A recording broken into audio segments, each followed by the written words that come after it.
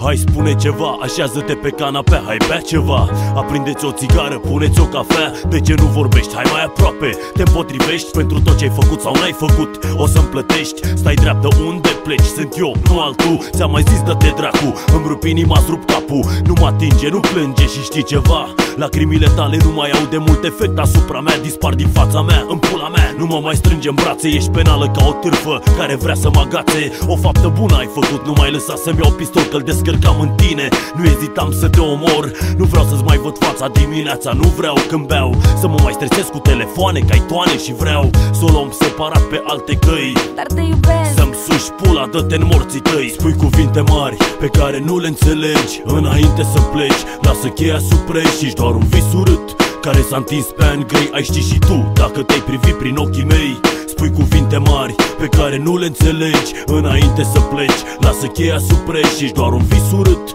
care s-a întins pe ani grei. Ai ști și tu dacă te-ai privit prin ochii mei. Întoarce clepsidra, dă timpul înapoi. Nu voi mai sta în ploaia ta de vorbe plin de noroi. Am pus ca prostul punct zilelor senine. Când dintre atâtea zdrențe eu te-am ales tocmai pe tine. Vorbele mele dor, dar ce-ai vrea? Să te alinte, ține de bine că de acum înainte nu te mai lovesc cu cuvinte. Nu-mi place să te aud, mă apucă spumele. Nu-mi place nici măcar să-ți mai rostesc numele. Ai întins de multe ori coarda de-a lungul timpului. Acum e rândul meu și am să-ți o întind, dar în jurul gâtului.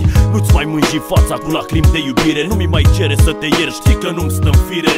Ești liberă să dispari, de ce mai stai să-mi respiri aerul? Am crezut atâția ani în tine ca fraierul. Nu trebuie să-mi ceri să fie ca până ieri. Nu-mi faci niciun rău, nu? De data asta te înșeli. Spui cuvinte mari pe care nu le înțelegi înainte să pleci. Lasă cheia sub preș, ești doar un vis urât care s-a întins pe ani grei. Ai ști și tu dacă te-ai privit prin ochii mei. Spui cuvinte mari pe care nu le înțelegi înainte să pleci. Lasă cheia sub preș, ești doar un vis urât care s-a întins pe ani grei. Ai ști și tu dacă te